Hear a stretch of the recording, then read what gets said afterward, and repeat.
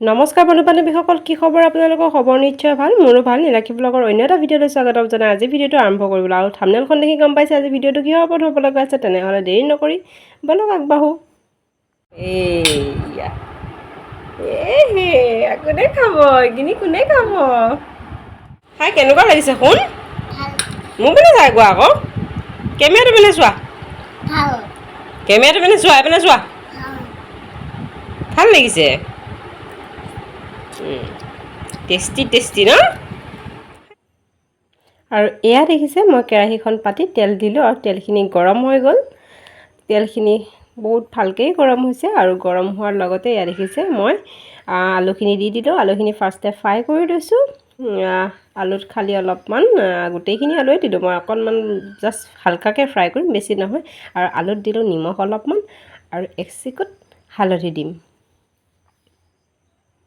এয়া হালধিখিনিও হৈ গ'ল আৰু এতিয়া অলপমান ভাজি এইখিনি নমাই ল'ম মই। আৰু আনফালেদি অলপমান ছাগলী মাংস আনিছিল, প্ৰায় আধা কেজিও অলপ বেছি হ'ব। সেইখিনি মই কুকাৰতে এটা চিটি বইল কৰি ল'লোঁ আৰু এইফালে আলুখিনি অলপমান সিজিছে, অলপ মানে কি ভালকৈয়ে সিজি গ'ল, অলপ ৰঙচুৱাও হৈ গ'ল বাৰু। এতিয়া মই আলুখিনি নমাই ল'লোঁ আৰু নমাই লৈ মই সেই একেখন কেৰাহীতে যিকণ তেল ৰৈ গ'ল সেইকণ তেলতে অলপমান পিঁয়াজ কাটি দিলোঁ। খুব বেছি তেলত মই বনোৱা নাই, কাৰণ ছাগলী মাংসত দুটুকুৰ তেল লৈ আহিছিল মিষ্টাৰে, সেইবাবে। আৰু এইখিনি মছলা দেখুৱাই লৈছোঁ, তেজপাত দিলোঁ, পিঁয়াজ দিলোঁ আৰু এইফালে মছলা আদা নহৰু বিলাহী পিঁয়াজ জিৰা আৰু জালুকখিনি। আৰু পিঁয়াজখিনি ৰঙচুৱা হৈয়ে গৈছে। তেনেকুৱাতে দিম মই প্ৰথমতে আদা নহৰুখিনি অলপমান কেঁচা গোন্ধটো যোৱালৈকে মই ভাজি দিম। আদা নহৰু কেঁচা গোন্ধটো গ'লে ভাল লাগে বাৰু আগতীয়াকৈয়ে। এইটো অলপমান বেলেগ এটা ষ্টাইলত বনাইছোঁ, কাৰণ মই সদায় বেলেগ বেলেগ ষ্টাইলত ট্ৰাই কৰি খাই ভাল পাওঁ। সদায় বেলেগ বেলেগ ষ্টাইলত যদি বনাওঁ, সদায় তাৰ সোৱাদটো অলপ হ'লেও বেলেগ হয়। আৰু এইখিনিতে মই দিম বিলাহীটো অলপমান থেতেলিয়াই লৈছোঁ। মই গোটেই মছলাখিনিয়ে থেতালি লৈছোঁ আৰু জালুক আৰু জিৰাখিনিও মোৰ ঘৰতে অলপমান গৰম কৰি থেতালি লৈছিলোঁ। আৰু এইখিনি পিঁয়াজ দি দিলোঁ অলপমান থেতালি থোৱা, লগতে জিৰাখিনিও দিলোঁ। মই অলপমান কেৰাহীখনত গৰম কৰি খুন্দি লৈছিলোঁ জিৰা আৰু জালুকখিনি। এনেকৈ কিছু সময় ভাজি থাকিম। ভাজি ইয়াতে দিম মই এতিয়া অলপমান হালধি দিলোঁ আৰু লগতে অকণমান নিমখো দি দিম। আৰু এয়া নিমখ দি দিলোঁ আৰু এতিয়া এইখিনি ভাজি থাকোঁ।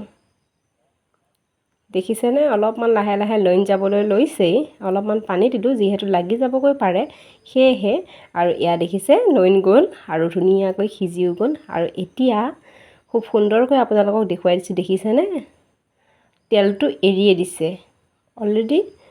খুব কম তেল দিছিলোঁ, কিন্তু পিঁয়াজ নহৰু আদা সকলোবোৰৰ পৰা ভাজোঁতে ভাজোঁতে অলপ অলপ তেল ওলাই গৈছে। দেখিছেনে? তেলটো এৰি দিছে যিকণ তেল আছিলে। এনেকৈয়ে বনালোঁ আৰু এতিয়া মই মাংসখিনি ইয়াতে ঢালি দিম। হাফ বইল হৈ আছে মাংসখিনি, এতিয়া মই এইখিনি ঢালি দিম।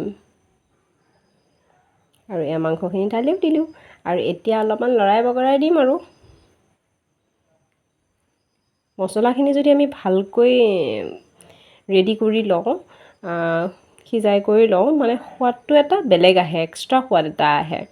সেইকাৰণে আজি এনেকৈয়ে বনালোঁ। মই এনেকৈ খায়ো ভাল পাওঁ বহুত বেছি।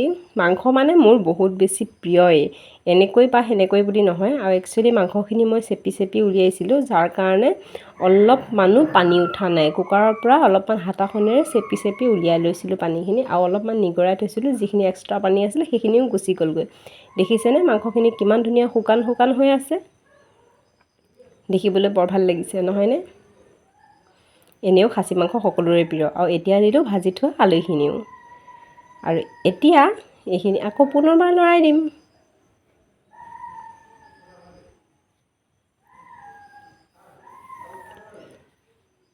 আজি মই মাংসখিনি অলপমানো ঢাকোন নোহোৱাকৈয়ে ভাজিছোঁ। অলপমানো ঢাকোন ব্যৱহাৰ কৰা নাই, মই এনেকৈয়ে দিছোঁ। কি হয় নাজানো আৰু। অলপমান পানী দি দিলোঁ, বেছি শুকান শুকান হৈ গৈছিল। অলপমান পানী দি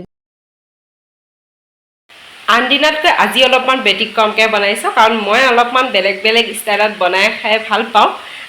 আপোনালোকে যদি খাই ভাল পায় তেনেহ'লে নিশ্চয় এনেকৈ বনাই খাই চাব আৰু নিশ্চয় ভাল পাব, কাৰণ মই এনেকৈ বেলেগ বেলেগকৈ ট্ৰাই কৰি থাকি ভাল পাওঁ। কিয়নো আগতে এনেকৈ বনাই থাকোঁ যদিও আপোনালোকৰ লগত দেখুওৱা নহয় বা শ্বেয়াৰ কৰা নহয়, আৰু আজিৰ পৰা ভাবিছোঁ এনেকৈ প্ৰায় কণ্টিনিউৱাছলি ভিডিঅ'বোৰ আনিবলৈ চেষ্টা কৰিম। দেখিছেনে মই মাংসখিনি অলপমানো কি কয় পানী বইল কৰিছোঁ যদিও অলপমানো মানে মই ইয়াত পানী ৰখা নাই। মাংসখিনি উঠাওঁতে বহুত অকণমান হাতা পাতেৰে অলপমান চেপি চেপি উঠাইছিলোঁ, তাৰ কাৰণে দেখিছেনে ক'তো অলপমানো পানী ওলোৱা নাই। অথনি যিকণ পানী দেখিছিলে সেইকণ আপোনালোকে খালি মইহে অকণমান দিছিলোঁ তলিত লাগি যাব বুলি পেলাই, অলপমানো পানী ওলোৱা নাই। দেখিছেনে এনেকৈ বনাবচোন। এতিয়া তাৰমানে মছলাটো তেতিয়াহ'লে মাংসখিনিত খুব সুন্দৰকৈ সোমাই যায়। মানে আপুনি এইটো ধৰিবই নোৱাৰিব যে বইল কৰিহে লৈছে নে এনেই ডাইৰেক্ট বনাইছে, ধৰিবকে নোৱাৰে এনেকৈ বনাই খালে, কাৰণ মছলাটো তেতিয়া ঢুকি যায়। মই সেইকাৰণে আজি জোলখিনি মই পেলাই দিয়া নাই, কুকাৰতে আছে, কিন্তু মই জোলখিনি বহুত কমকৈ দিছিলোঁ আৰু অলপমান চেপি চেপি উলিয়াইছিলোঁ হাতা পাতেৰে। তাৰ কাৰণে মোৰ আজি এনেকুৱা শুকান শুকান হৈছে। এনেকুৱাকৈ শুকান কৰি খাইলে একচুৱেলি মাংসখিনিত মানে মছলাৰ যিটো গোন্ধ বা মছলাৰ যিটো সোৱাদ মাংসখিনিত সোমাই যায়। সেইকাৰণে মই এনেকৈয়ে বনালোঁ আজি অলপমান ব্যতিক্ৰম। এনে ৱাও, কি ধুনীয়া সুগন্ধ ওলাইছে মাংসখিনিৰ পৰা, নহয়নে? আৰু এতিয়া মই ইয়াতে থৈ দিয়া পানীখিনি যিখিনি কুকাৰত আছিলে মাংসৰ পৰা ওলোৱা চেকি থোৱা, সেই পানীকণ মই ইয়াতে ঢালি দিলোঁ। আৰু পানীখন তেনেই কম আছিলে, খালি মই মাংসখিনি ডুব যোৱাকৈহে দিছিলোঁ। আৰু মাংসখিনি পানীখিনি দিয়াৰ লগতে উতলি গ'ল। আৰু এক্সট্ৰাকৈ মই আনটো ফালে মই চচপেনত পানী পাতি থৈছোঁ গৰম হ'বৰ কাৰণে, কাৰণ গৰম পানী দিয়াৰ লগতে মাংসখিনি বেছি সময় নালাগে সিজিবলৈ। আৰু যিকণ পানী দিছিলোঁ সেইকণ পানীও শুক গৈ পেলাই নাইকিয়া হৈ গ'ল। এনেকৈ যদি কম কমকৈ পানী দি আমি যদি বনাই থাকোঁ মাংসখিনি সোৱাদটোৱে বহুত বেলেগ হৈ যায়। সেইকাৰণে মই আজি কম কমকৈ দিলোঁ। আৰু এতিয়া উতলা গৰম পানীখিনি ঢালি দিলোঁ। পানীখিনি ঢালি দিয়াৰ লগতে দেখিছেনে কেনেকৈ উতল পৰিছে। উতলা পানী দিছিলোঁ কাৰণে বহুত ধুনীয়াকৈ উতল পৰি গৈছে। চাওকচোন ইমান ধুনীয়া লাগিছে ন। কালাৰটো আপোনালোকে ইয়াত দেখাৰ ধৰণে হোৱা নাই দেই, কালাৰটো কিন্তু বিৰাট সুন্দৰ আহিছে। কেমেৰাত অলপমান বেলেগ দেখিছে। অৰিজিনেল কালাৰটো এইটো দেখিছেনে? এতিয়া এইটো হৈছে অৰিজিনেল কালাৰটো। সেয়াই আৰু এয়া পূৰা অৰিজিনেল কালাৰটো আহিছে দেই ন। খাবলৈ কিমান ভাল লাগে মাংস বনাই থাকিলে। এতিয়া অলপ জালুক দিছিলোঁ, কেমেৰাটো বন্ধ হৈ থাকিলে, সেইকাৰণে জালুকখিনি দিয়া নোলালেই। আৰু ইয়াৰ জালুকখিনি মই অলপ মিলাই দিলোঁ। আৰু এতিয়া ইয়াতে অলপমান মই ৰেড চিলি পাউডাৰ ঢালি দিম। অলপমান ৰেড চিলিটো পেকেট ব্যৱহাৰ কৰিছোঁ মই, বেছি জ্বলা নাখাওঁ যিহেতু খুব কমকৈ দিছোঁ। গৰম কাৰণে বেছি জ্বলা খোৱা নাই। বাছ হৈ গৈছে ইমানখিনিয়ে। এতিয়া অলপমান লৰাই কৰি নিমখটো যিমান জোখমতে খায়, নিমখটোৱে টেষ্টটোৰ যোনে যোনে যেনেকৈ খায় তেনেকৈ দি আৰু মাংসখিনি নমাই দিলেই হৈ গ'ল। আজি মই জোল বেছিকৈ বনোৱা নাই, অলপমান গ্ৰেভি টাইপ বনাইছোঁ। ইমানখিনিয়ে। যদিহে মোৰ চেনেলটো চাই ভাল পালে তেনেহ'লে লাইক কমেণ্ট শ্বেয়াৰ কৰিবলৈ নাপাহৰিব। আৰু আজিলৈ যদি এনেকুৱা ভিডিঅ' চাব বিচাৰে তেনেহ'লে ছাবস্ক্ৰাইব কৰি কাষতে থকা বেল আইকনটো প্ৰেছ কৰি দিব। আৰু মোৰ মাংস ৰেডি হৈ গ'ল। আৰু এতিয়া আমি ভাতৰ লগত জুতি ল'ম। আৰু কোনে কোনে এনেকৈ ভিডিঅ'টো চাই ভাল পালে তেওঁলোকে লাইক কমেণ্ট শ্বেয়াৰ কৰিবলৈ নাপাহৰিব। আৰু ঘৰত এনেকৈ নিশ্চয় বনাই খাই চাব। মই কৈছোঁ 100% চিয়'ৰ আপোনালোকে খাই খুব সুন্দৰ পাব, কাৰণ মই ইয়াত বেলেগ বিশেষ একো মছলা ব্যৱহাৰ কৰা নাই। আপোনালোকে দেখিছে খুব থলুৱাভাৱে ৰান্ধিলোঁ। আৰু শেষত সকলোকে ধন্যবাদ দি আজিলৈ নমস্কাৰ, আৰু ছাবস্ক্ৰাইব কৰি দিব বুলি আশা থাকিল। Thank U.